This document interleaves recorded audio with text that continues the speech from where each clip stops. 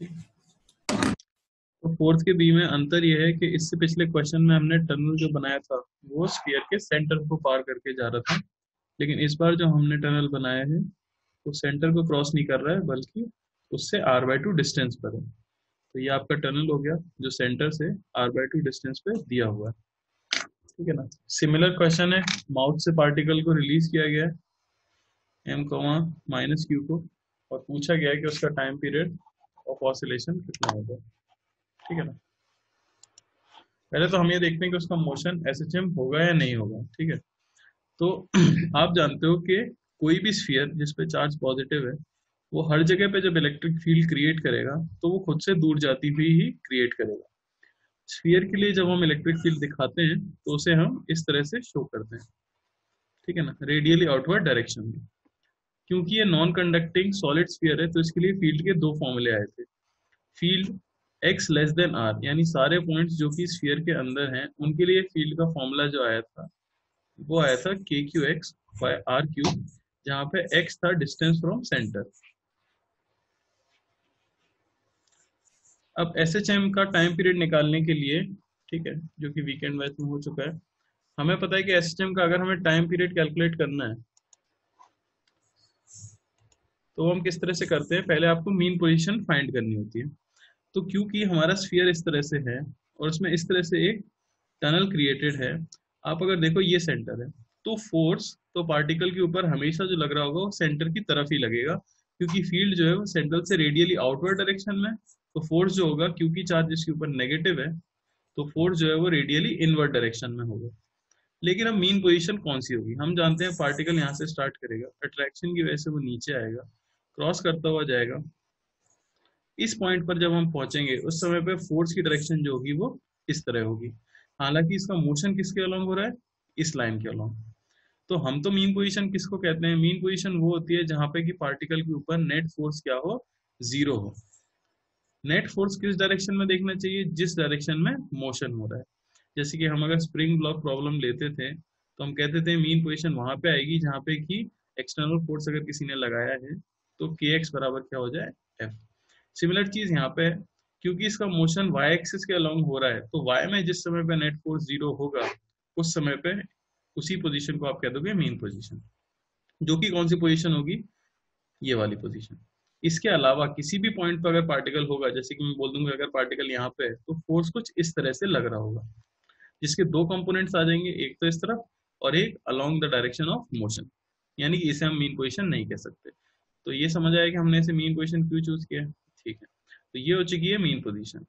अब time period निकालने के लिए आप क्या करते हो, पार्टिकल को मीन पोजीशन से स्मॉल डिस्प्लेसमेंट पे रख देते हो, वहां पे उसके ऊपर नेट फोर्स लिखते हो और उसे kx के इक्वल कर देते हो। ठीक है। तो अगर मैं यहाँ पे हमारे पास पार्टिकल है, ठीक है, मैं मीन पोजीशन से x डिस्टेंस पर उसे रख रहा हूँ, यहाँ पर कुछ इस समय जो फोर्स लग रहा होगा कुछ इस तरफ लग रहा होगा, मैं इसे कह देता हूँ f। मान लेते हैं कि ये एंगल है थीटा, ये डिस्टेंस हमें दी हुई है r/2। ठीक है ना। तो इस तरफ फोर्स लग रहा है f, आपको तो फोर्स कौन सा चाहिए, जो कि डायरेक्शन ऑफ मोशन के अलॉन्ग हो, तो वो हमें मिल जाएगा f sin थीटा। ठीक है ना। इसी को हमें इक्वेट करना है kx को। अब फोर्स बराबर होता क्या है, वो हो जाएगा चार्ज इंटू वहां पर इलेक्ट्रिक फील्ड साइन थीटा, इसे हम इक्वल कर देंगे kx के। मैं वैल्यू पुट कर देता हूँ, q into electric field, centre से जो डिस्टेंस है वो डिस्टेंस है √r² प्लस x²। तो वही वैल्यू हम यहाँ पे पुट कर देंगे। ठीक है ना। तो ये हो जाएगा के क्यू बाय के क्यू एक्स, यानी √r/2 का स्क्वायर प्लस x²। ये हो गया K Q x by are cube. तो ये तो हो गई वहां पे फील्ड। अब हम पुट कर देते हैं इसी ट्राइंगल का साइन थीटा, यानी परपेंडिकुलर जो कि है r/2, ठीक है ना, अपॉन हाइपोटेनस जो कि है √r/2 का स्क्वायर प्लस x²। ठीक है ना। तो ये हमें वैल्यू मिल गई फोर्स की, इसे हम इक्वेट कर देंगे किसके, के एक्स के। ठीक है। तो मैंने किया कुछ नहीं है, मैंने वहां पे बस फील्ड लिखी थी जो कि क्या हो जाती है के Q x by are cube, और वहां पे हमने पुट कर दी साइन थीटा की वैल्यू, जो कि क्या हो जाता है परपेंडिकुलर, जो कि हमारा क्या है r/2 upon sorry x, perpendicular है हमारा x अपॉन हाइपोटेनस जो कि है √r² प्लस x²। इसे अगर आप सॉल्व करोगे x से x कट गया और ये रूट वाली चीज से रूट वाली चीज कट गई।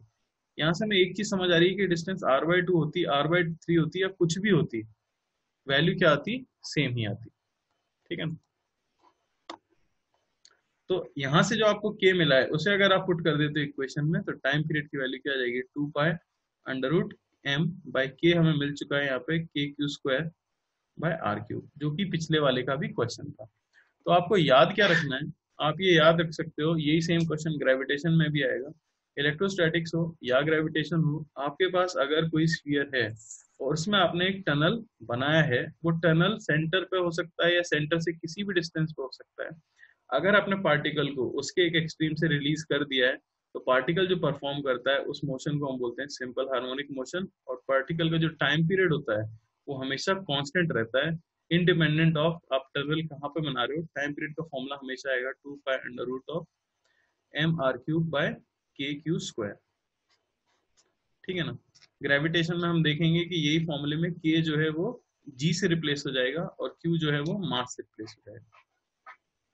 एक बार देख लो, किसी को डाउट है इसमें पूछ सकते हो।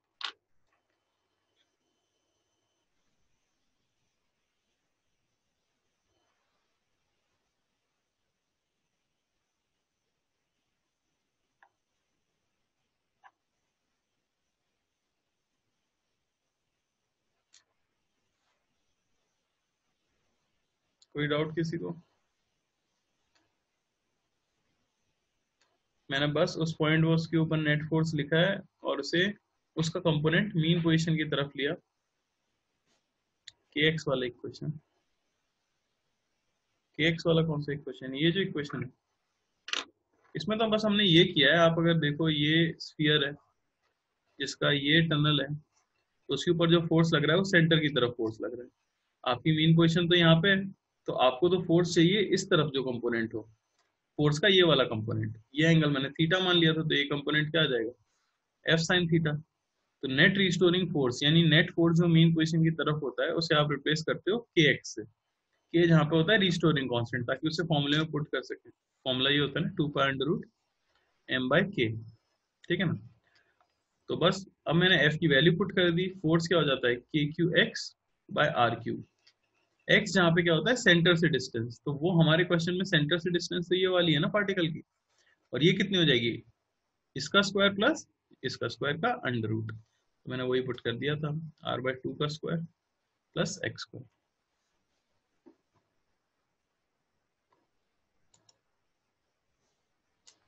ठीक है, ठीक, आगे बढ़ते हैं। ठीक है, तो अभी अगली हेडिंग है electric field inside the cavity of a non conducting sphere. ठीक है ना, electric field inside the cavity of a non conducting sphere. अगर हमारे पास एक नॉन कंडक्टिंग स्फीयर है तो उसके अंदर कैविटी की सिचुएशन हो तो इलेक्ट्रिक फील्ड कैसे कैलकुलेट की जाए। सबसे पहली बात, अभी तक हमने जो क्वेश्चन किए थे, मान लो कि आपके पास एक स्फीयर है और उसमें कैविटी है और पॉइंट जो है वो कुछ बाहर है।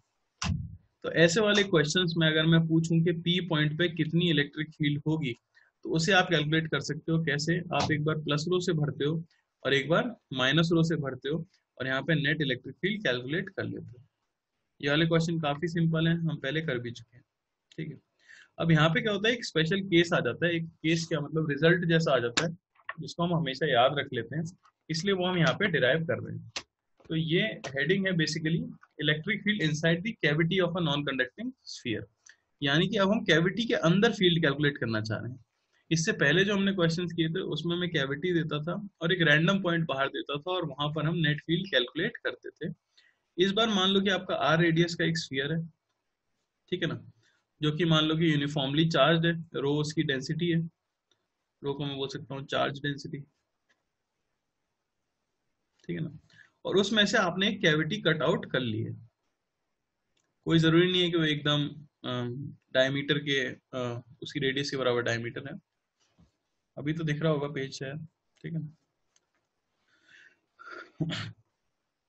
तो इसकी कुछ भी रेडियस मान सकता हूं मैं, r0 इसकी कुछ रेडियस है। ठीक है ना, हमें इसी के अंदर किसी पॉइंट P पर इलेक्ट्रिक फील्ड कैलकुलेट करनी है। ठीक है, तो इसे करने के लिए हम क्या करते हैं,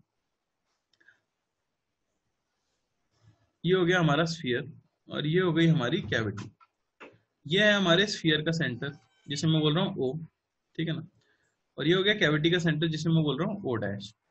इनके बीच की कुछ दूरी है और कैविटी के सेंटर का position vector with respect to sphere के सेंटर का, इनके बीच की दूरी को मैं मान लेता हूँ कुछ a, इनके बीच की दूरी है।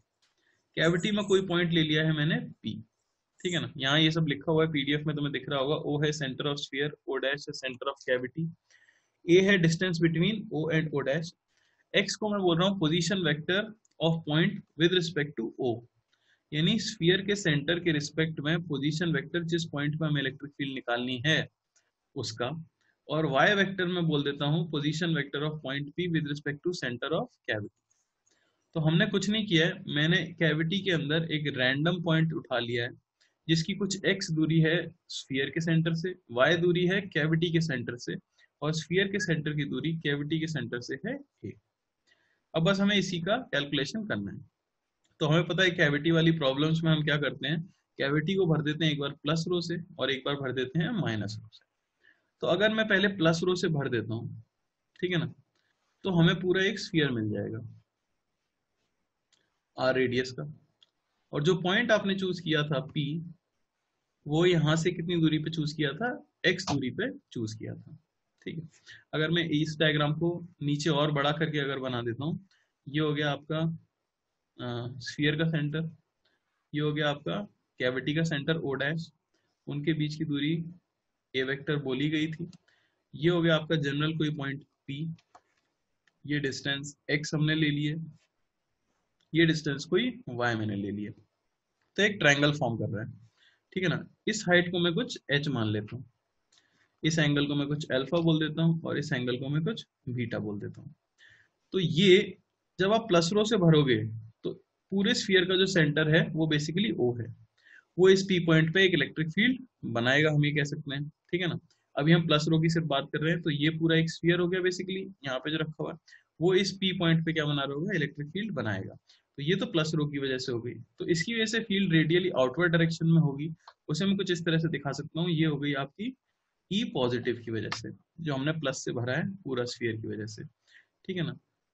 इस एंगल को फिर से हम क्या बोल सकते हैं, अल्फा, ठीक है।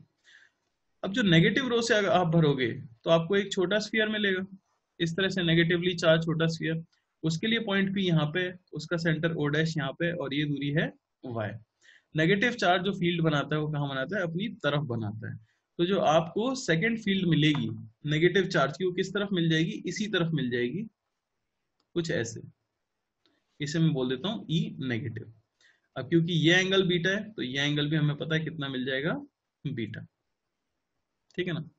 इसमें कोई दिक्कत किसी को, यहाँ तक कोई दिक्कत नहीं होनी चाहिए। मैंने बस कैविटी वाले नेगेटिव की वजह से, नेगेटिव रो की वजह से खुद की तरफ फील्ड बनाई है पॉइंट P पे, और पॉजिटिव की वजह से खुद से दूर जाती हुई फील्ड बनाई है।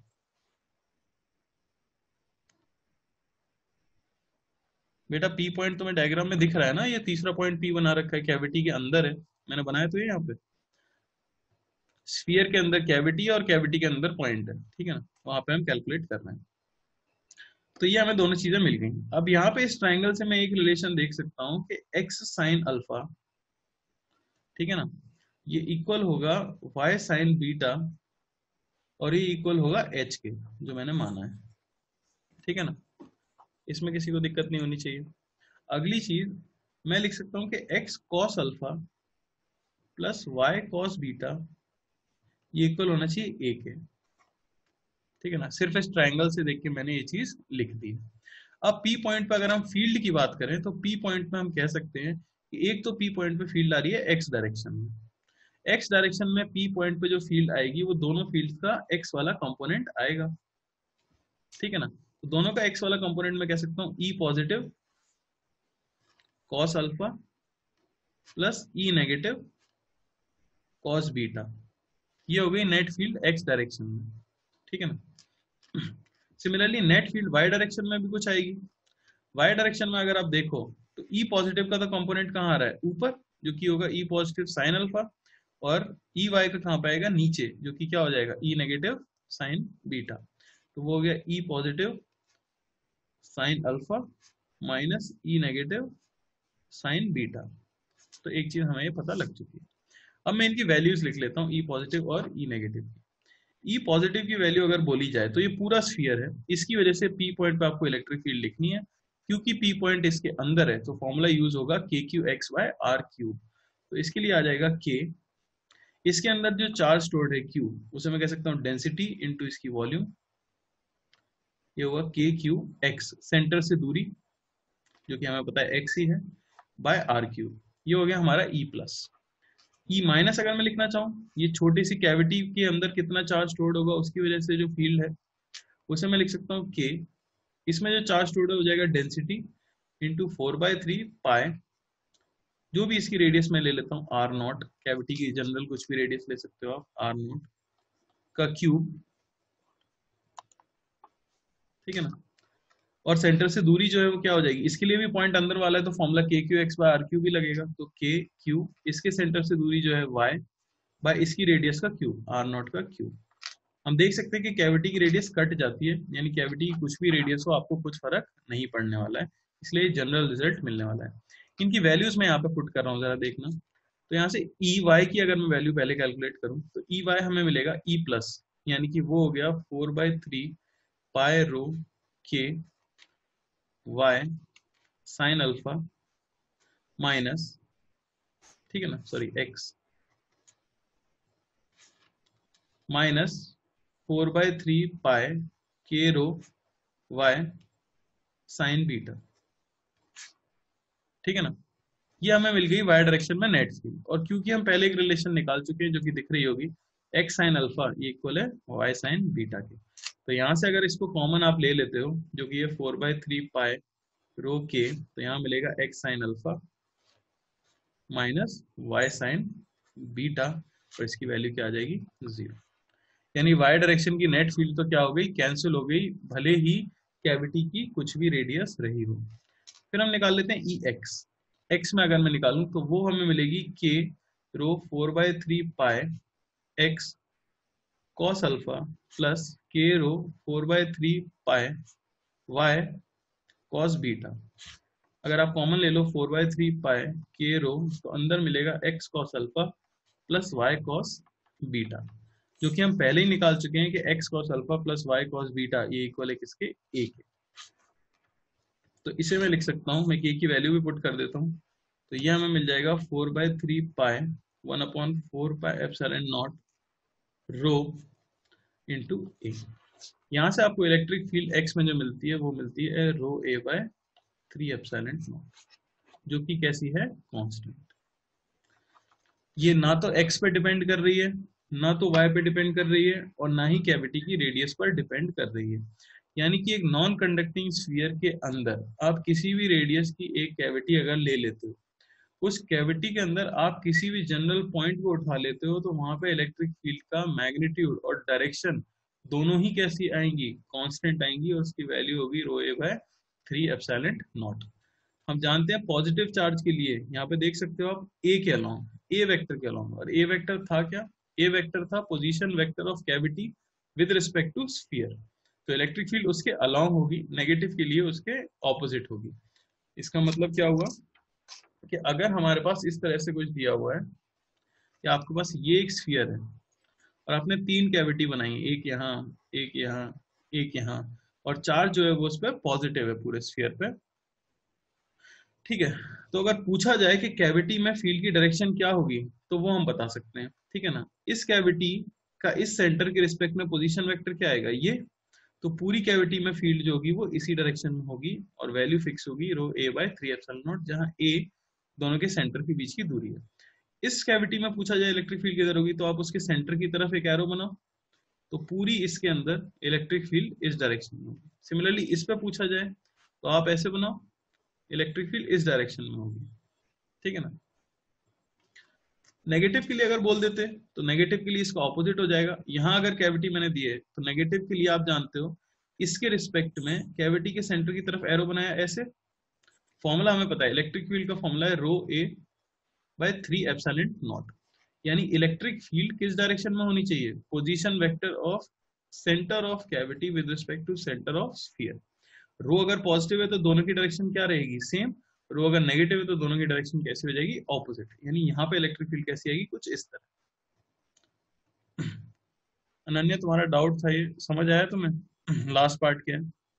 कैलकुलेशन से हमने ये निकाला है कि अगर आपके पास एक नॉन कंडक्टिंग स्फीयर है, उसमें अगर आप एक जनरल कैविटी क्रिएट कर लेते हो, जैसे ये हमारा नॉन कंडक्टिंग स्फीयर हुआ, उसमें अगर मैंने कहीं पर भी एक रैंडम कैविटी चुन ली है, मुझसे बोला जाए कि इस कैविटी में इलेक्ट्रिक फील्ड कैसी होगी, तो पहला आंसर तो है इलेक्ट्रिक फील्ड कैसी होगी, कांस्टेंट होगी। दूसरा पूछा जाए उसकी डायरेक्शन क्या होगी, तो हम स्फीयर के सेंटर से कैविटी के सेंटर की तरफ एक एरो बनाएंगे। अगर स्फीयर पे चार्ज पॉजिटिव है तो इलेक्ट्रिक फील्ड की डायरेक्शन उस कैविटी में हर जगह पर इसी डायरेक्शन के अलोंग होती है, क्योंकि आप देख सकते हो सीधे सीधे। पर रो अगर नेगेटिव है तो इलेक्ट्रिक फील्ड की डायरेक्शन ए वेक्टर के क्या हो जाएगी, ऑपोजिट हो जाएगी हर जगह पर। मैग्नीट्यूड उसका फिक्स है rho A by 3 epsilon naught. रो जहां पे क्या उसकी डेंसिटी है, और ए है कैविटी के सेंटर की दूरी स्फीयर के सेंटर से। आप देख भी सकते हो, पीडीएफ में दिख रहा होगा, ये वही डेरिवेशन है जो मैंने किया है। फाइनली आंसर मिलता है rho A by 3 epsilon not, ठीक है ना, along the vector of cavity with respect to center of sphere if the charge is positive। Charge अगर नेगेटिव हो जाएगा तो उसके ऑपोजिट डायरेक्शन में। ये एग्जांपल देख के भी समझ आ जाएगा, एक बार देख लो। नेगेटिव चार्ज के लिए मैंने पोजीशन वेक्टर के ऑपोजिट डायरेक्शन में बनाया है।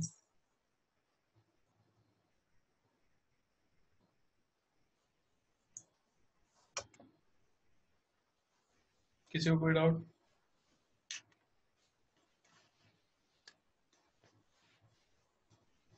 डाउट है तो पूछ सकते हो अभी। ओके,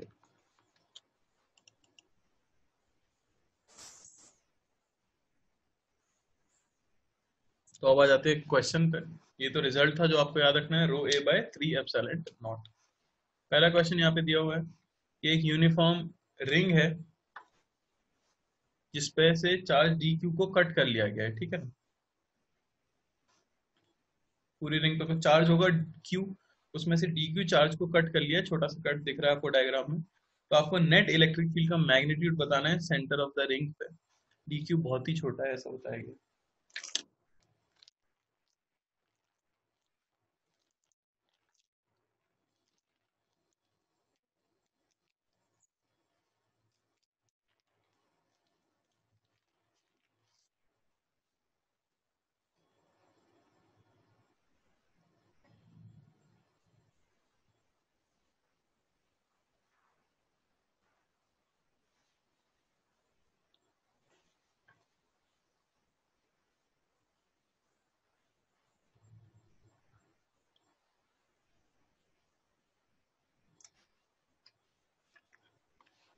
के d q by are square, एक आंसर है अभिरूप को।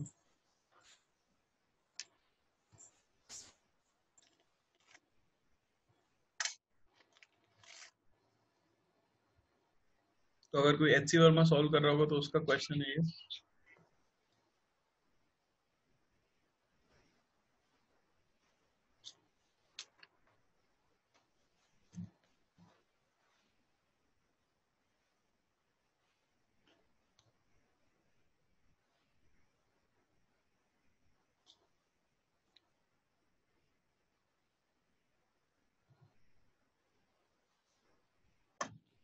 रुद्रायन तुम्हारा आंसर आ रहा है के Q by 2 r square. Q तो क्वेश्चन में दिया ही नहीं है।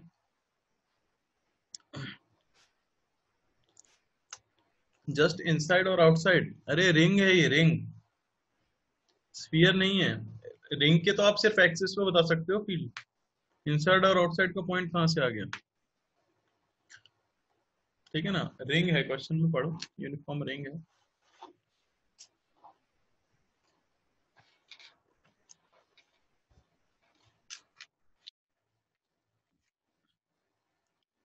तो जिन लोगों का आ गया है अच्छी बात है, जिनका नहीं आया है वो देख सकते हो सोल्यूशन,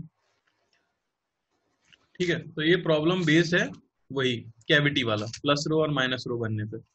आप तो ऐसा सोचो कि इस पूरी रिंग पे चार्ज कितना था, क्यू था, ठीक है ना। उसमें से डी क्यू आपने काट लिया था, तो क्यों ना मैं इस रिंग के ऊपर यहाँ पर एक प्लस डी क्यू रख दूं, और एक माइनस डी क्यू रख दूं, ठीक है ना।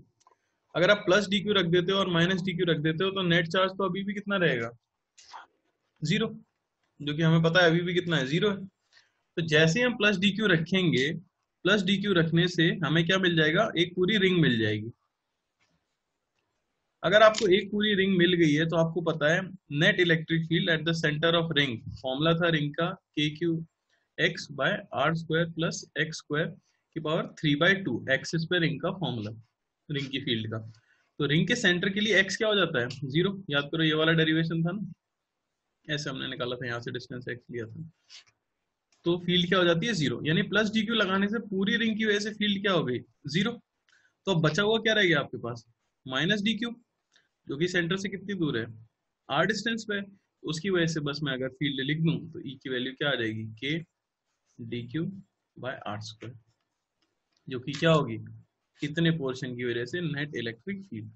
तो हमने किया कुछ नहीं, इतना था, उसको मैंने प्लस डी क्यू रखा और माइनस डी क्यू रखा, यानी इफेक्टिवली मैंने कुछ नहीं रखा वहां पे, लेकिन प्लस डी क्यू रखते ही पूरी रिंग का कितना हो गया, जीरो। तो बचा बस किसका, माइनस डी क्यू।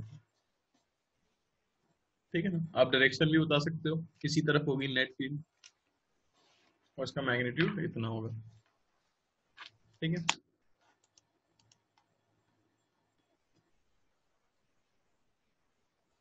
और आगे क्वेश्चन देख लेते हैं मेरे ख्याल से।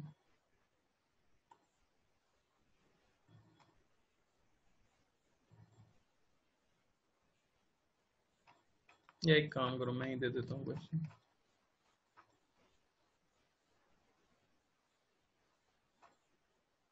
हम्म, सभी लोग एक क्वेश्चन ट्राई कर सकते हो कि ये हमारा नॉन कंडक्टिंग स्फीयर है, ठीक है ना, और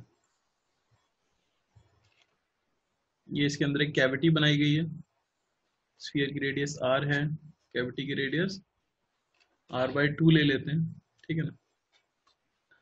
और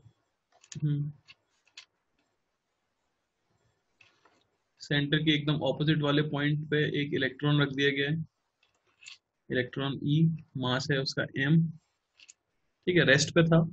आपको बताना है speed at which electron strikes the sphere again, ठीक है। तो स्फीयर की रेडियस जो है कैविटी का डायमीटर है, और एग्जैक्टली exactly ऑपोजिट वाले पॉइंट पर हमने इलेक्ट्रॉन को रखा हुआ है, ग्रेविटी को निग्लेक्ट करना है। आपको बताना है कितनी स्पीड से वो स्फीयर को दोबारा हिट करेगा, ठीक है। रो इसकी डेंसिटी ले सकते हो।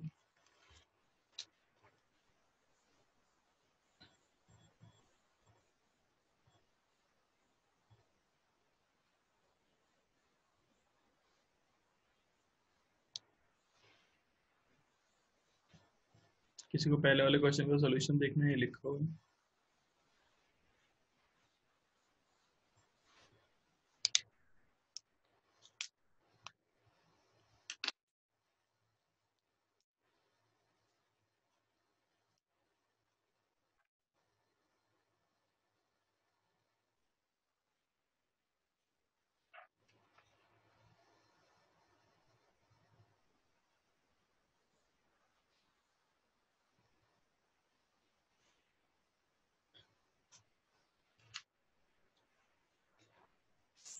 सभी ने क्वेश्चन नोट डाउन कर लिया।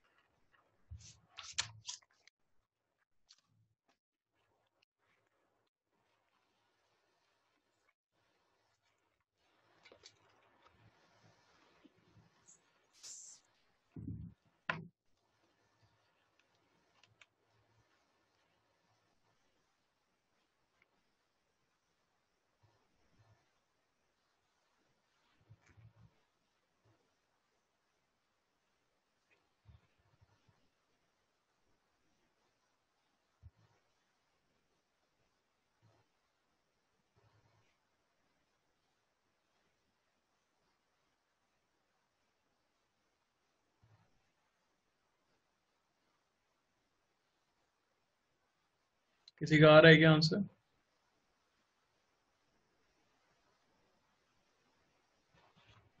अभिरूप का है under root rho are square E by 3 epsilon naught M.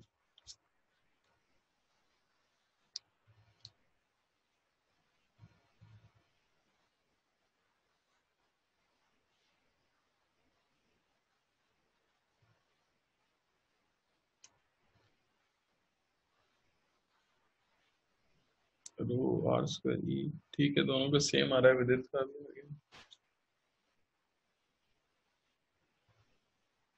रुद्रायन का भी आ गया,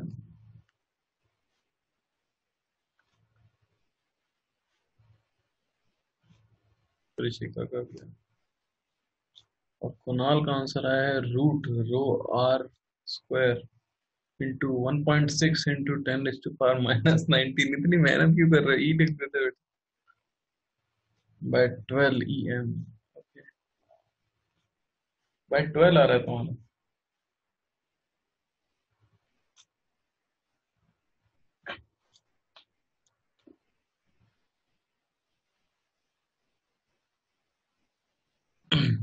ठीक है, तो देख लेते हैं। तो ये हमारा स्फीयर था और यहाँ पे कैविटी है, ठीक है ना, और यहाँ पे हमारा इलेक्ट्रॉन रखा हुआ है E। तो स्फीयर के अंदर पहली बात तो इलेक्ट्रिक फील्ड होगी और वो यूनिफॉर्म होगी इस तरह, हमें पता है क्योंकि यही कैविटी की तरफ पोजीशन वेक्टर है, कैविटी के सेंटर का। ई की वैल्यू कितनी होगी? वो हो जाएगी रो ए, दोनों के सेंटर के बीच की दूरी कितनी है? r/2/3 epsilon naught. ये होगी आपके पास इलेक्ट्रिक फील्ड। इलेक्ट्रिक फील्ड क्योंकि राइट की तरफ है और इलेक्ट्रॉन पे चार्ज नेगेटिव है, तो इलेक्ट्रॉन पे फोर्स किधर लगेगा? लेफ्ट की तरफ, ठीक है ना। फोर्स की वैल्यू कितनी होगी? वो हो जाएगी Q इंटू ई, यानी कि सिंपली हम कह सकते हैं rho E R by 6 epsilon naught. ये हो गया फोर्स इलेक्ट्रॉन के ऊपर, ठीक है ना। अब हम वर्क डन की अगर बात करें, क्योंकि फोर्स कांस्टेंट है, तो वर्क डन बराबर चेंज इन काइनेटिक एनर्जी। तो वर्क सिर्फ इलेक्ट्रिक फील्ड ही कर रही है। वर्क डन हो जाएगा फोर्स इंटू डिस्प्लेसमेंट, ये होना चाहिए change in kinetic energy half m v square, initially 0 थी। इसी को मैं लिख देता हूँ, फोर्स हो चुका है rho E R by 6 epsilon naught into displacement, दूसरी जगह जाके इधर ही स्ट्राइक करेगा तो चलना कितना पड़ेगा? आर, ये होना चाहिए हाफ एम वी स्क्वायर। यहाँ से हमें वेलोसिटी की वैल्यू मिल जाएगी under root of rho E r square by 3 epsilon naught m. सही था काफी लोगों का।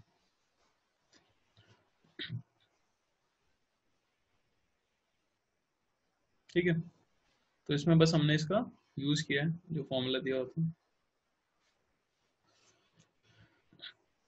और एक क्वेश्चन लिख सकते हो, वो तो काफी सिंपल है, एच सी वर्मा का ही क्वेश्चन है। तो क्वेश्चन में लिख देता हूँ, कंडक्टिंग प्लेट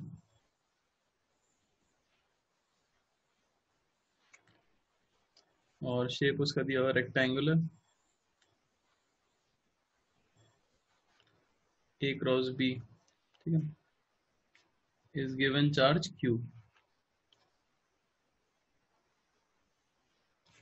तो इलेक्ट्रिक फील्ड नियर इट, ये हमें बतानी है।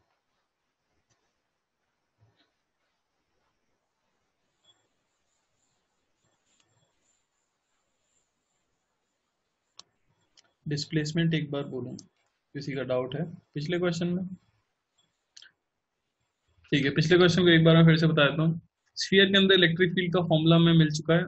इलेक्ट्रिक फील्ड इनसाइड कैविटी जो हमें मिलता है वो होता है rho A by 3 epsilon not. ए जहाँ पे होती है दूरी कैविटी के सेंटर की स्फीयर के सेंटर से, तो हमें पता है कैविटी यहाँ पर है, तो कैविटी के सेंटर की दूरी स्फीयर के सेंटर से जो है वो कितनी है?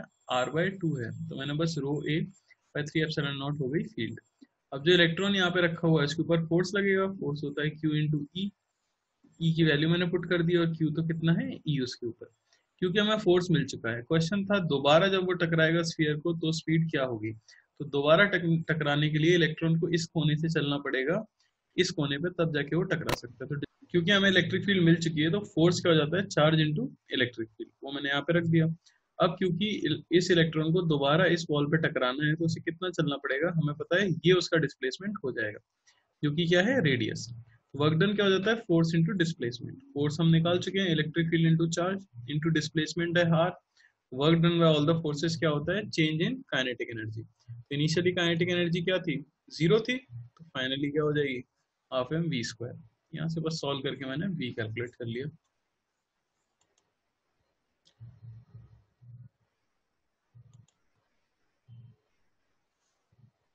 किसी का अगर इस क्वेश्चन का आंसर आया तो लिख सकते हैं। एक रेक्टेंगुलर कंडक्टिंग प्लेट है, क्यू बाय एप्सिलॉन नॉट, एक आंसर आया है।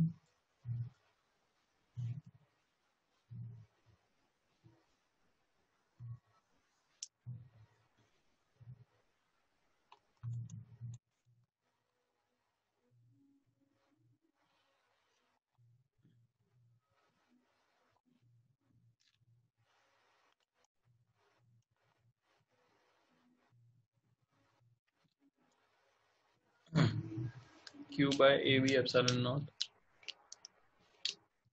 इतना आंसर।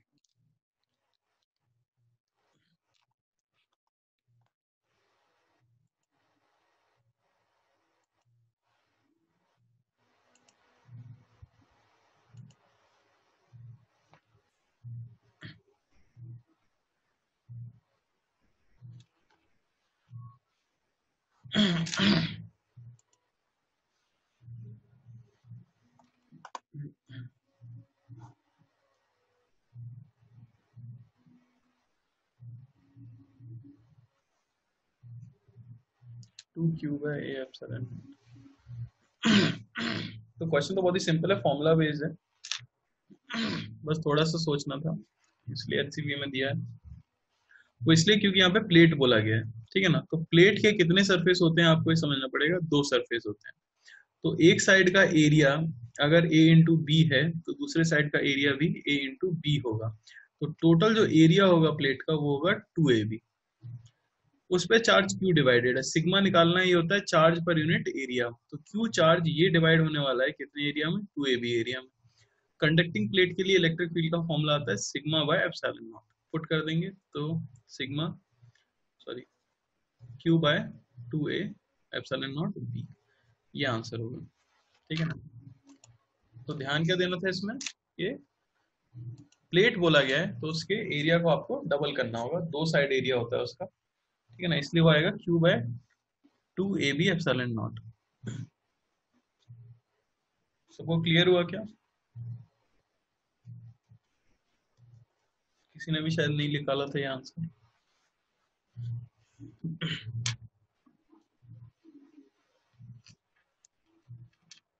ठीक है ना। तो अगर शीट बोला होता तो आप सिंपली तब भी आंसर क्या आता, सेम आता, अलग आता, तब भी सेम आता। शीट अगर बोला जाता क्योंकि उसमें पहले से ही एक 2 होता है तो उसमें एरिया के लिए डबल नहीं किया होता, लेकिन वहां पे सिग्मा बाय 2 एप्सिलॉन नॉट होता तो आंसर क्या आ जाता, सेम, ठीक है ना।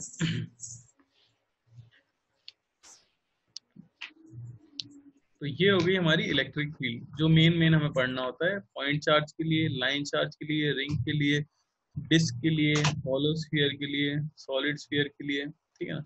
ये मेन हमारी इलेक्ट्रिक फील्ड होती है। Conducting plate, non conducting plate, sheet, इन सभी को हमें याद रखना होता है, ठीक है ना।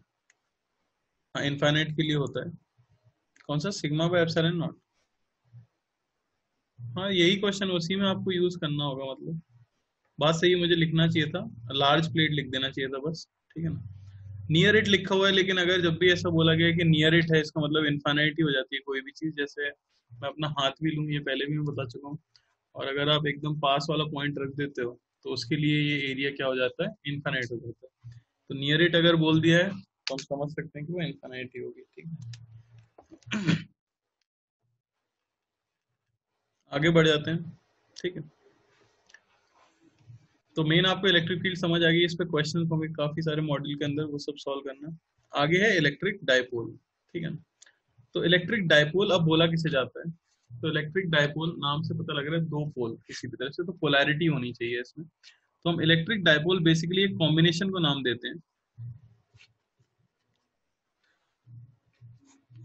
अगर आप कहीं पर भी एक पॉजिटिव चार्ज को लेते हो और equal and opposite negative charge को लेते हो और उन्हें बहुत ही पास पास रख देते हो कि उनके बीच की सेपरेशन, जिसे मैं डी बोल दूं, तो डी इज वेरी स्मॉल, उनके बीच की सेपरेशन अगर बहुत ही छोटी है, तो इस कॉम्बिनेशन को आप एक नाम देते हो डाइपोल का। ठीक है ना।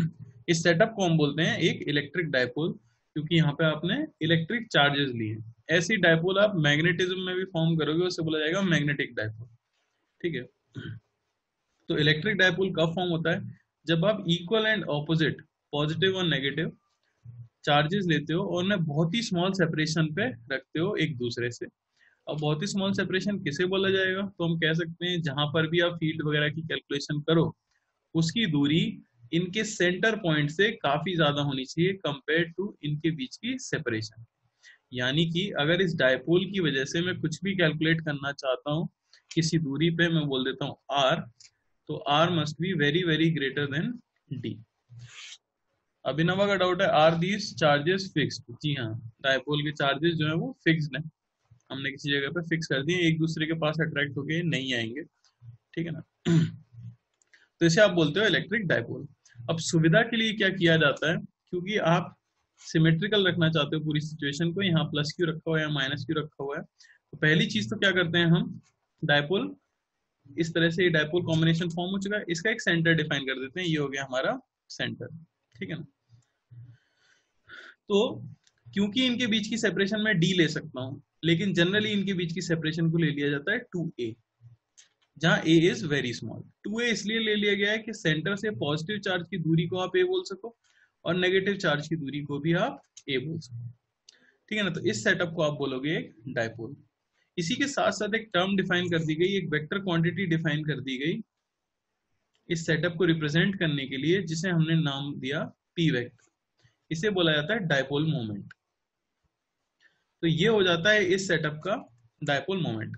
डायपोल मोमेंट को डिफाइन किया गया, this is charge on, this is the positive charge. आपको पता है एक चार्ज पॉजिटिव है और एक चार्ज नेगेटिव है, जो कि बहुत बहुत पास में रखे हुए हैं।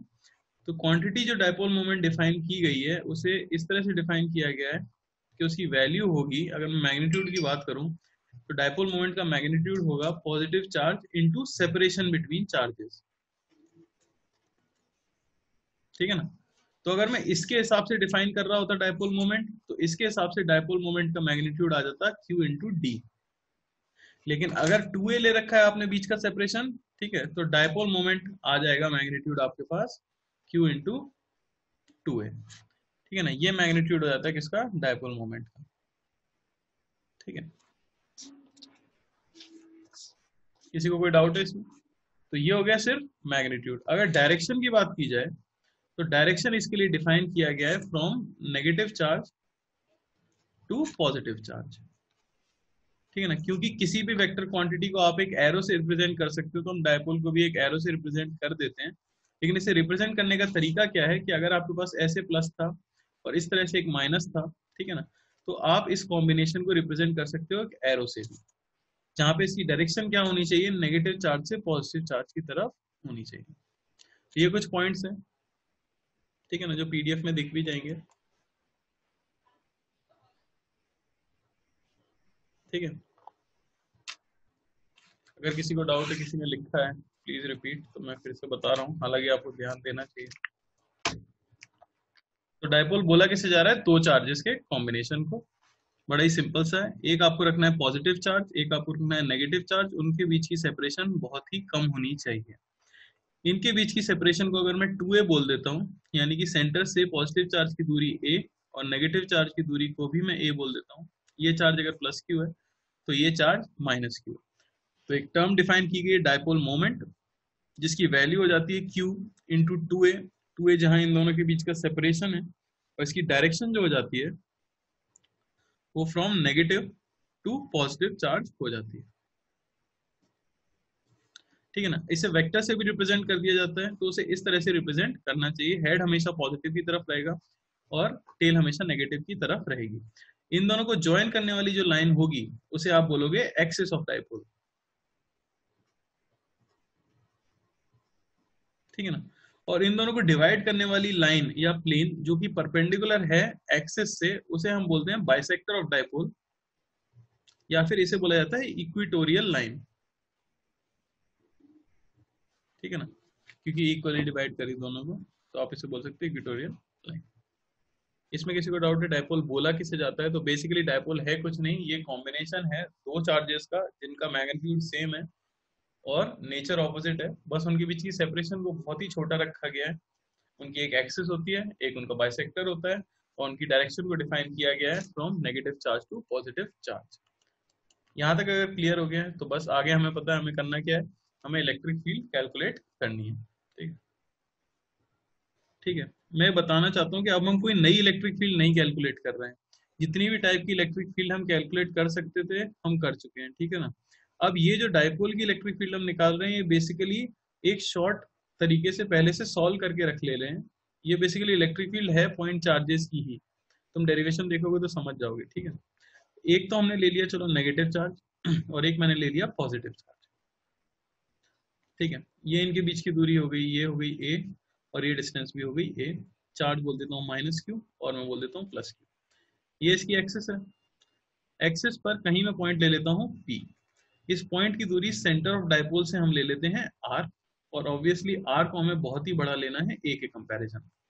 हम जानते हैं डाइपोल मोमेंट का मैग्नीट्यूड जो होगा वो हो जाएगा क्यू इंटू टू ए जहां इनके बीच की सेपरेशन है। अब क्योंकि यहाँ पे जो आपने, हाँ रोहन रंजन ने आंसर दे दिया, अच्छी बात है। ठीक है, तो यहाँ पे हमारे पास दो चार्जेस हैं, एक पॉजिटिव और नेगेटिव, तो हमें दोनों की वजह से क्या करना है, यहाँ पे बस फील्ड लिखनी है।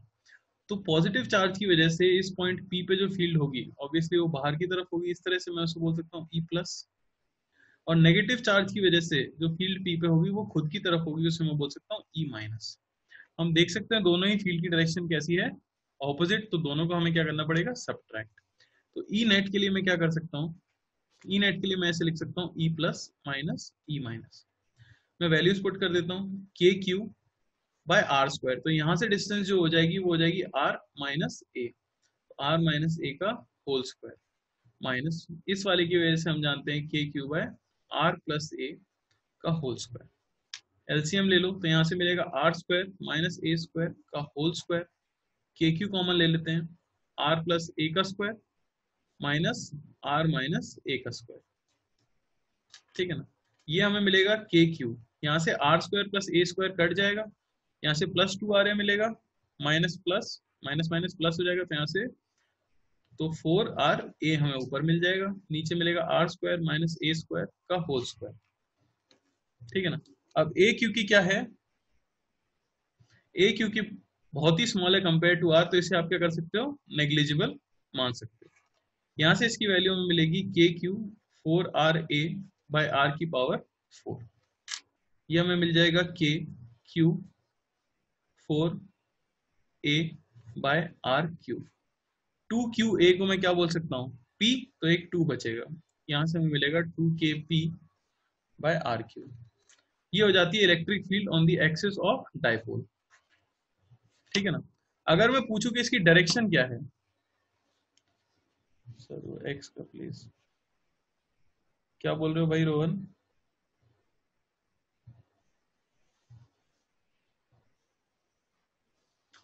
ठीक है ना, तो यहां से हमें क्या मिला, टू के पी बाय आर क्यूब, जो कि हो जाती है field on the axis of dipole. अगर मैं डायरेक्शन की बात करूं तो हम देख सकते हैं क्योंकि पॉजिटिव चार्ज ज्यादा पास था नेगेटिव चार्ज के कंपैरिजन में, दोनों का मैग्नीट्यूड सेम था, तो ऑब्वियसली किसकी स्ट्रांग होगी, प्लस वाले की। तो नेट फील्ड किधर आएगी, राइट की तरफ, यानी कि हम कह सकते हैं नेट इलेक्ट्रिक फील्ड और डाइपोल मोमेंट का डायरेक्शन क्या रहता है, सेम, यानी कि electric field is along dipole moment. तो ये तो मैंने पॉइंट लिया था राइट साइड पे, अगर मैं पॉइंट लेता लेफ्ट साइड पे तब बताओ किस तरफ होती नेट फील्ड, डाइपोल मोमेंट की डायरेक्शन में कि उसके ऑपोजिट?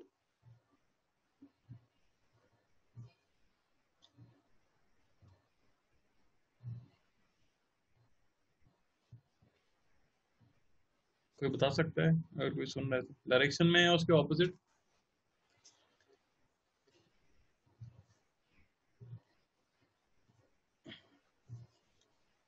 तो दोनों मिक्स्ड आंसर आ रहे हैं, आधे लोग बोल रहे हैं सर प्लीज रिपीट कीजिए, ये कौन है भाई? क्या रिपीट करा फिर से पूरा?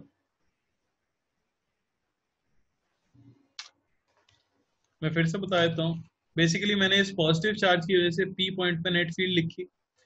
पॉजिटिव चार्ज से पी पॉइंट की दूरी जो है वो आर माइनस ए है, तो ये आ गई K Q by are square. Negative की वजह से लिखी तो वो आ गई K Q by are square. R plus A हो गया बस वहां पे, क्योंकि आर जो है सेंटर से डिस्टेंस थी, ये डिस्टेंस ए है, तो total distance are plus A हो गई। इसे मैथमेटिकली सॉल्व कर लिया और p को हमने लिख दिया q इंटू टू ए, तो हमें आंसर मिला 2kp बाय आर क्यू। इसकी डायरेक्शन हमेशा किधर आई है? राइट साइड में अगर पॉइंट ले रहे हैं तो आइए अलोंग डायपोल मोमेंट। अगर हम पॉइंट पीछे ले लें, मेरा क्वेश्चन ये है, तब किधर आएगी? तब भी आप देखो तो नेगेटिव चार्ज पास है, वो बनाएगा इस तरफ, और पॉजिटिव बनाएगा इस तरफ। क्योंकि नेगेटिव चार्ज पास है तो उसकी स्ट्रॉन्ग होगी, तो नेट फील्ड फिर से किधर आई? इसी तरफ, क्योंकि डायपोल मूवमेंट होता है नेगेटिव से पॉजिटिव की तरफ। तो एक्सिस पे कहीं पर भी पॉइंट ले लिया जाए, इलेक्ट्रिक फील्ड हमेशा किधर होती है? इलेक्ट्रिक फील्ड हमेशा होती है in the direction of dipole movement. ठीक है ना? ये इसका डेरिवेशन है, जो मैंने गलत आंसर लिख दिया है इसमें, 2kp बाय आर क्यूब होगा। ठीक है।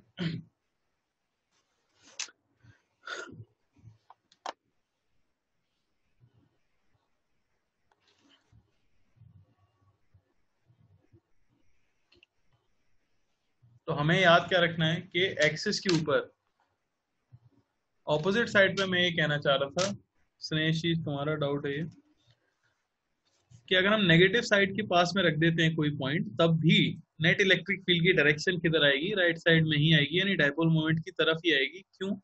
क्योंकि नेगेटिव वाला अपनी तरफ फील्ड बनाता है और पॉजिटिव वाला खुद से दूर बनाता है। ऑब्वियसली खुद के तरफ वाली फील्ड दूर वाली फील्ड से स्ट्रांग होगी, इसलिए नेट फील्ड फिर से डायपोल मोमेंट की डायरेक्शन में ही आएगी। तो पूरी एक्सिस पे कहीं पे भी पॉइंट आप चूज कर लो, इलेक्ट्रिक फील्ड की डायरेक्शन डायपोल मोमेंट की डायरेक्शन सेम रहेगी, और फॉर्मूला रहेगा 2kp बाय आर क्यूब। ठीक है। अगली चीज हमें निकालना है electric field on the bisector. तो अगर बाइसेक्टर पे आप इलेक्ट्रिक फील्ड कैलकुलेट करना चाहते हो, ठीक है, तो एक पॉजिटिव चार्ज ले सकते हैं हम और एक नेगेटिव। अब डायपोल मोमेंट की डायरेक्शन लेफ्ट की तरफ होगी, ठीक है ना, मैंने जो चूज किया उस हिसाब से। और यहाँ मैंने ले लिया कोई पॉइंट P, सेंटर से डिस्टेंस R है। फिर से ऑब्वियसली R जो है काफी बड़ा है A के कंपैरिजन में, ये डिस्टेंस A है, ये डिस्टेंस भी A है। पॉजिटिव वाला जो फील्ड बनाएगा वो खुद से दूर जाते हुए बनाएगा, और नेगेटिव वाला जो फील्ड बनाएगा वो खुद के पास आते हुए बनाएगा। ये एंगल थीटा है, तो ये एंगल भी थीटा है। हम कह सकते हैं दोनों एंगल भी क्या हो जाएंगे? थीटा। आप देख सकते हैं क्योंकि चार्जेस की दूरी P पॉइंट से क्या है? सेम है, तो इलेक्ट्रिक फील्ड का मैग्नीट्यूड भी P पॉइंट पे दोनों का क्या होगा? सेम होगा। दोनों के y वाले कंपोनेंट्स एक दूसरे को कैंसिल आउट कर देंगे, और सिर्फ कौन सा कंपोनेंट बचेगा? x component. तो नेट फील्ड जो x में बचने वाली है वो हो जाएगी 2e cos थीटा। मैं लिख देता हूँ 2। इलेक्ट्रिक फील्ड पॉइंट चार्ज की वजह से हो जाती है के क्यू बाय आर स्क्वायर, इस डिस्टेंस का स्क्वायर। ये डिस्टेंस है under root of a square plus r square का होल स्क्वायर। कॉस थीटा अगर इस ट्राइंगल से लिखा जाए तो वो होता है बेस अपॉन हाइपोटेनस, यानी कि बेस तो हो गया हमारे पास a अपॉन हाइपोटेनस हो गया under root of a square plus r square. ये आपको मिलेगा 2kqa by a square plus r square की पावर 3/2। ठीक है ना? इससे अगर a को हम निग्लेक्ट कर देते क्योंकि a बहुत ही स्मॉल है, तो यहाँ से हमें मिल जाएगा 2qa। इससे तो मैं क्या बोल सकता हूँ? p, ये मिला kp बाय आर क्यूब। ये हो जाती है इलेक्ट्रिक फील्ड ऑन बाइसेक्टर। अगर हम डायरेक्शन की बात करें तो डायपोल मोमेंट होता है नेगेटिव से पॉजिटिव की तरफ, यानी कि कुछ इस तरह, और नेट फील्ड हमें जो मिली है वो किस तरफ मिली है? उसके ऑपोजिट डायरेक्शन में। ठीक है ना? तो फॉर्मूला तो हो गया kp by are cube, axis पे था 2kp बाय आर क्यूब, यहाँ पर हो चुका है वो kp बाय आर क्यूब। अगर हमसे पूछा जाए कि अगर नीचे कोई पॉइंट लिया होता हमने बाइसेक्टर पे, तब बताओ इलेक्ट्रिक फील्ड की डायरेक्शन डायपोल मोमेंट के अलोंग होती है या ऑपोजिट होती है? जैसे ऊपर वाले पॉइंट के लिए तो ऑपोजिट आई है, नीचे वाले पॉइंट के लिए क्या आता है? सेम आता है या ऑपोजिट आता है?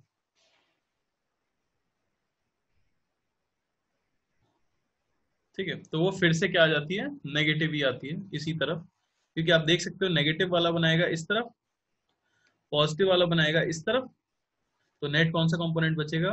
इस तरफ। तो हम फॉर्मूले में क्या लगा देते हैं? एक माइनस साइन लगा देते हैं कि बाइसेक्टर पर इलेक्ट्रिक फील्ड का फॉर्मूला तो हो जाता है kp/r³ और उसकी डायरेक्शन हमेशा ऑपोजिट होती है than the direction of dipole moment. ठीक है ना। तो ये फॉर्मूला है ऑन द बाइसेक्टर। इस तरह से डायग्राम से हम रिप्रेजेंट कर सकते हैं। एक्सिस पे हर जगह पे किधर है, राइट की तरफ, और बाइसेक्टर पे किधर है, लेफ्ट की तरफ।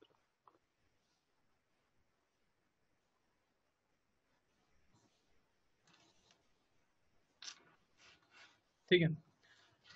तो अगर हमसे ये पूछा जाए कि direction of dipole between the charges on the axis क्या होगी, तो क्या बोलेंगे।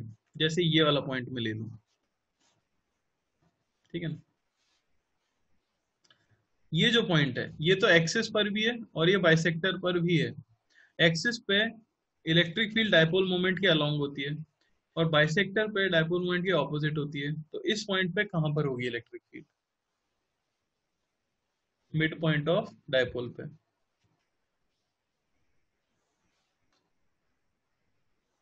कुणाल बोल रहे हैं 0, रोहन भी बोल रहे हैं 0 फील्ड होगी। और कोई कुछ कहना चाहता है। 0 0 अनडिफाइंड। अभिनवा का आंसर है अनडिफाइंड।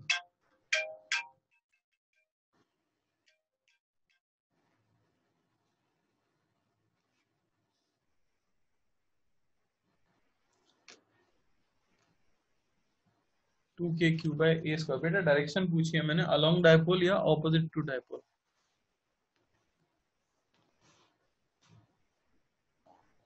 एक्सिस पे अलोंग डायपोल मोमेंट होती है, एक्सिस के परपेंडिकुलर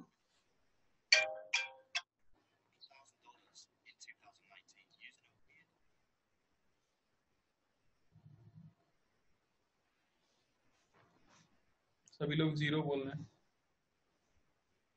ठीक है, ऋषिका ने बोला है ऑपोजिट टू डायपोल मोमेंट, और मंटू जी ने बोला पॉजिटिव, टूवर्ड्स पॉजिटिव कहना चाह रहे होंगे। ठीक, तो हम देख लेते हैं, बड़ा ही सिंपल सा, 0 तो हो ही नहीं सकती कभी भी। अगर पॉजिटिव वाला फील्ड बनाएगा इस पॉइंट पे तो किधर बनाएगा, राइट में। नेगेटिव वाला बनाएगा तो किधर बनाएगा, खुद की तरफ। तो नेट फील्ड किधर हुई। आप कोई भी पॉइंट ले लो, तो हमें याद रखना है कि डायपोल की एक्सिस पर नेट इलेक्ट्रिक फील्ड की डायरेक्शन हमेशा डायपोल मोमेंट के अलोंग होती है हर जगह पर। लेकिन अगर आप डायपोल के चार्जेस के बीच में पूछो एक्सिस पर किसी भी पॉइंट पे, तो नेट इलेक्ट्रिक फील्ड की जो डायरेक्शन होती है वो डायपोल मोमेंट के ऑपोजिट होती है। ठीक है ना। तो एक्सिस पे हर जगह अगर पूछा जाए तो डायपोल मोमेंट के अलोंग, एक्सिस पर पूछा जाए चार्जेस के बीच में तो डायपोल मोमेंट के ऑपोजिट, बाइसेक्टर पे पूछा जाए कहीं भी तो डायपोल मोमेंट के ऑपोजिट। ठीक है ना। अगली चीज आती है, अगर हम मैग्नीट्यूड किसी जनरल पॉइंट पे निकालना चाहें। बाइसेक्टर डोमिनेट्स एक्सिस, ऐसा कुछ नहीं है बेटा, वो तो हमने निकाल के देखा है, सिंपली वही आ रहा है। बाइसेक्टर पे आपने कैलकुलेशन करके देखी इतनी बड़ी, एक्सिस पे करके देखी। ठीक है ना।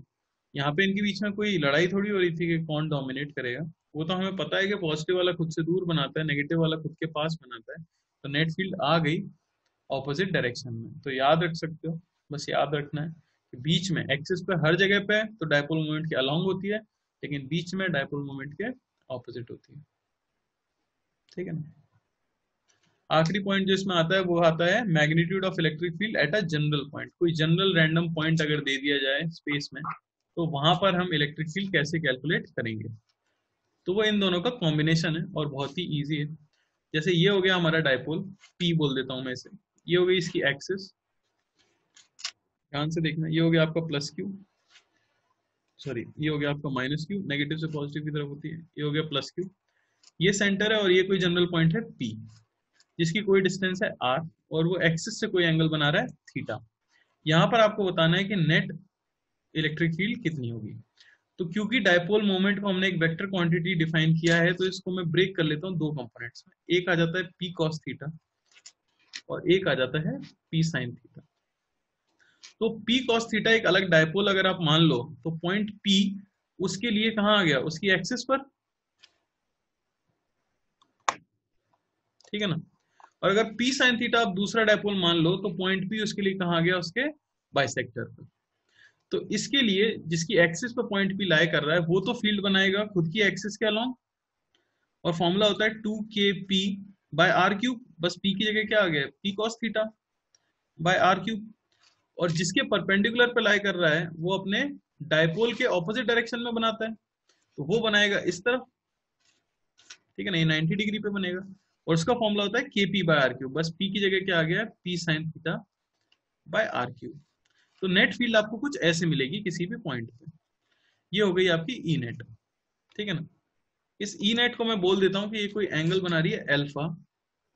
ये अल्फा किसके साथ एंगल है, ये अल्फा है angle with position vector of point P. Point P के पोजीशन वेक्टर के साथ नेट फील्ड का कुछ एंगल है अल्फा, ठीक है ना। सबसे पहले तो मैं ये निकाल सकता हूँ कि टेन अल्फा की वैल्यू कितनी होगी।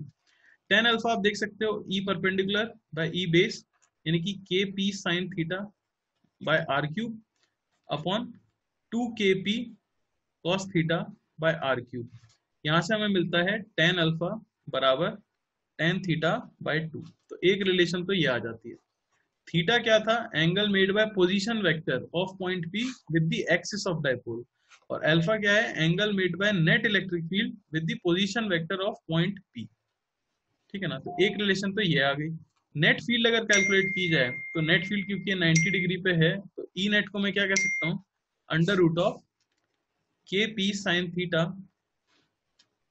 बाय आर क्यूब का whole square plus 2kp cos theta by are cube का होल स्क्वायर। इसे अगर आप सॉल्व करते हो तो आपको मिल जाएगा kp बाय आर क्यूब, ठीक है ना, under root of 1+3 cos square theta. ये हो जाता है हमारा formula at a general point. तो इससे हम क्या निकाल सकते हैं, अगर हमें थीटा पता है तो इससे हम निकाल सकते हैं मैग्नीट्यूड, और डायरेक्शन तो हम थीटा और अल्फा की हेल्प से निकाल ही सकते हैं। कोई डाउट किसी को। जनरल पॉइंट पे हमने क्या किया, मैंने डायपोल के कंपोनेंट्स ले लिए, एक along position vector of p और एक perpendicular to position vector of p. वहां से मैंने नेट इलेक्ट्रिक फील्ड निकाली दोनों का स्क्वायर करके, क्योंकि एक के, हाँ ये याद रखना है, ये वाला फॉर्मूला आपको याद रखना होगा सिंपली, ठीक है ना। K p by are cube 1+3 cos square theta, क्योंकि बार बार आप इस तरह से डिराइव करोगे नहीं। और ये रिलेशन भी याद रखनी है आपको, नेट इलेक्ट्रिक फील्ड जो पोजीशन वेक्टर के साथ एंगल बनाती है वो टेन थीटा का हाफ होता है टेन अल्फा, ठीक है ना।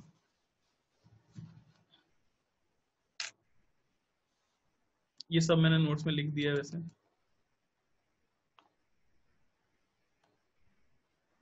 ठीक है।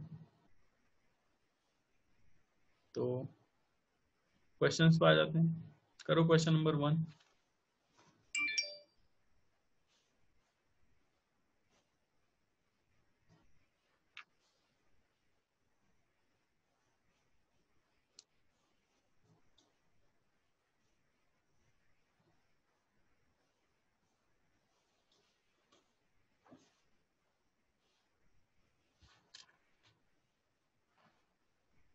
सिंपली फॉर्मूले में पुट करना है, कुछ खास नहीं है इसमें तो।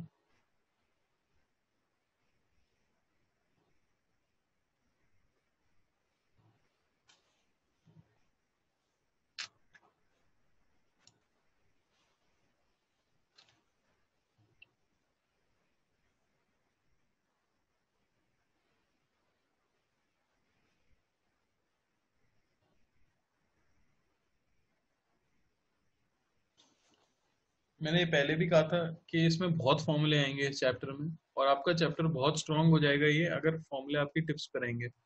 बेटर होगा आप एक जगह पे फॉर्मूले फॉर्मूले नोट कर लो और डेली उन्हें याद करो, क्योंकि अभी तो कुछ नहीं, अभी आधे फॉर्मूले हुए हैं। ये फील्ड के फॉर्मूले थे, इतने ही पोटेंशियल के भी फॉर्मूले आते हैं। एक आंसर आ गया है,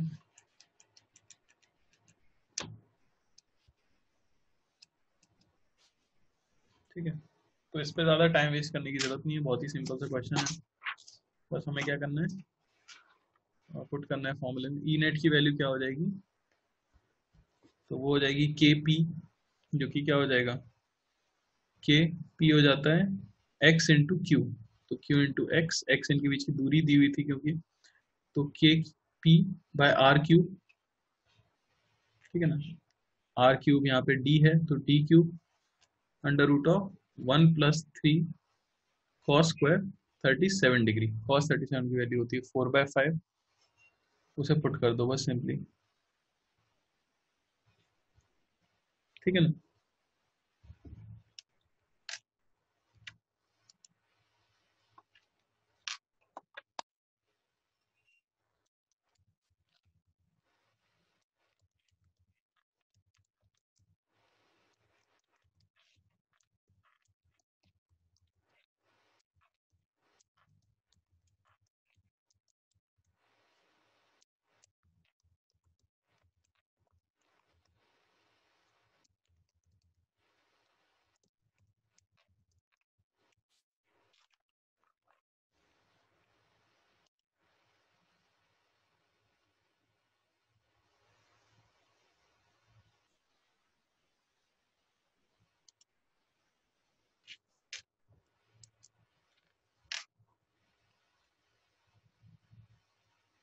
सबका आ जाएगा इसमें पुट करके, ठीक है ना। सेकंड क्वेश्चन ट्राई करो।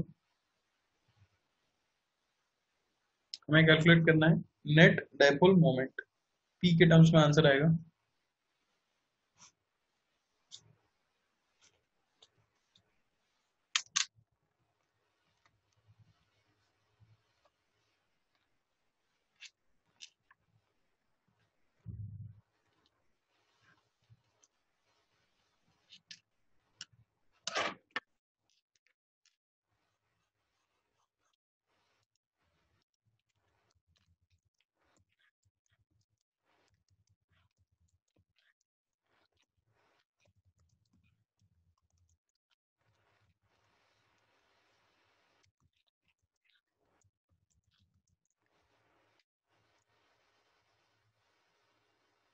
(2√2p) एक आंसर आया है।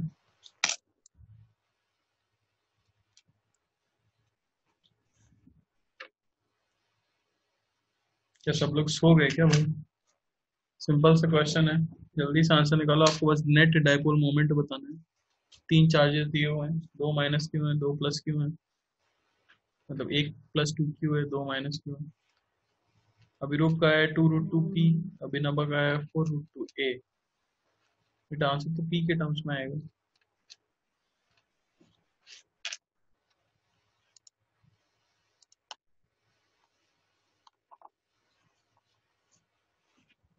p√2, रोतेश का p√2।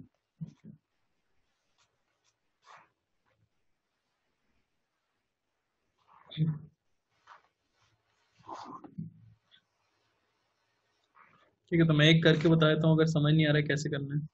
तो आपको सेट बनाना होगा सिंपली। यहाँ एक (-क्यू दिया है, यहाँ एक (-क्यू दिया है, यहाँ एक +2q दिया है। तो इस +2q को मैं अगर एक +q और दूसरा भी +q लिख लूँ तो भी काम हो जाएगा। आपको पता है p है q इंटू ए, ठीक है ना। ये दूरी a है, ये दूरी a है, तो एक नेगेटिव से पॉजिटिव ये हो गया p, और एक नेगेटिव से पॉजिटिव ये हो गया p। तो दो डायपोल आपको मिले, एक ये और एक ये, दोनों 90 डिग्री पे हैं। इसकी वैल्यू p है, इसकी वैल्यू p है, तो नेट क्या मिल जाएगा? p√2, ठीक है ना। √2p हमारा आंसर हो जाएगा। थर्ड ट्राई कर सकते हो।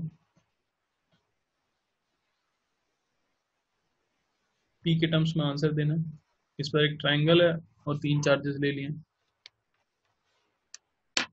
(-2q, -q और +3, इक्विलेटरल ट्राइंगल के एंड्स।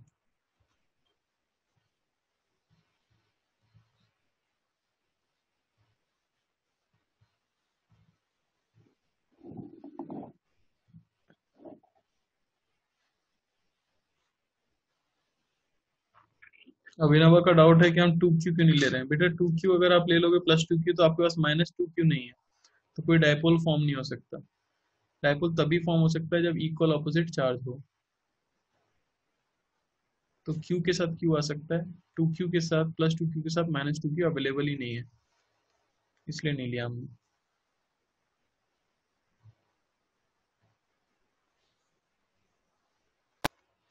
और एक आपके पास -2q है, एक आपके पास -q है, और यहाँ +3q है। आपको बस पेयर बनाने हैं। तो आप सिंपली देख सकते हो कि पेयर किस किस का बन सकता है। इस माइनस क्यू के साथ एक प्लस क्यू चाहिए, इस माइनस टू क्यू के साथ एक प्लस टू क्यू चाहिए। तो क्यों ना मैं इसे ऐसे ब्रेक कर लूँ कि ये हमारा माइनस टू क्यू है, यहाँ एक प्लस टू क्यू हो गया, यहाँ एक प्लस क्यू हो गया, और ये हमारा माइनस क्यू हो गया। ठीक है ना। अगर आप इस तरह से ब्रेक कर लेते हो इन चार्जेस को, तो आप देख सकते हो माइनस क्यू से प्लस क्यू के लिए एक डायपोल हो गया, और ये है क्यू इंटू ए, इसीलिए इसे कह सकते हैं पी, क्योंकि बोला गया है क्यू इंटू ए है पी।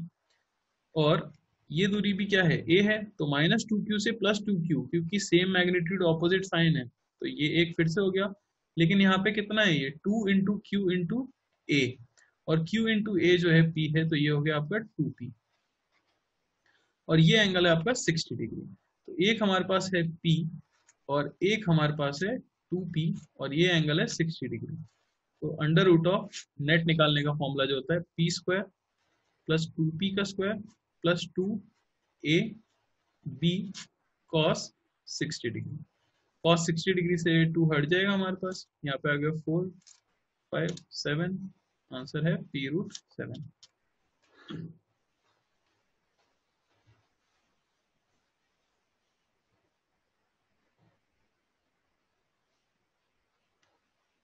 ठीक है ना। Two p q, two p q की बेटा क्वेश्चन में दिया है कि पी है क्यू इंटू ए, और जो डायपोल हमने यहाँ पे चूज किया है उसमें पॉजिटिव चार्ज कितना है, प्लस टू क्यू, और नेगेटिव कितना है, माइनस टू क्यू, यानी डायपोल का चार्ज आप क्या लोगे, टू क्यू, और बीच का सेपरेशन कितना है ए, तो ये हुआ उसका डायपोल मोमेंट। अब इसको उन्होंने पी बोला है क्यू इंटू ए को, तो वो टू पी हो गया। ठीक है ना, क्लियर हुआ। क्वेश्चन में क्योंकि दिया हुआ था कि क्यू इंटू ए के मल्टीप्लीकेशन को हम पी बोल रहे हैं, लेकिन यहाँ तो हमें चार्ज क्या लेना पड़ेगा, क्योंकि हमने पेयर जो बनाया वो टू क्यू का बनाया है, तो टू क्यू इंटू ए, तो टू पी हो गया। ठीक है ना।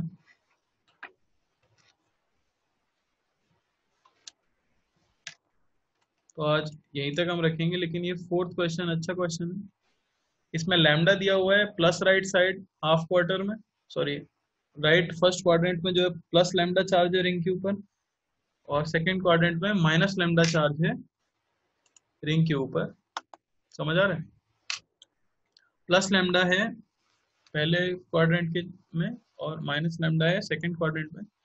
आपको बताना है नेट डायपोल मोमेंट क्या होगा इस सेटअप का। सबको हिंट तो मैं पता ही होगा वैसे भी, थीटा पे जाकर डी थीटा लेंगे, छोटा सा डायपोल मोमेंट लिखेंगे, इंटीग्रेट करेंगे। ठीक है ना। सभी लोग ट्राई करके रखना, कल यहीं से सॉल्व करना शुरू करेंगे।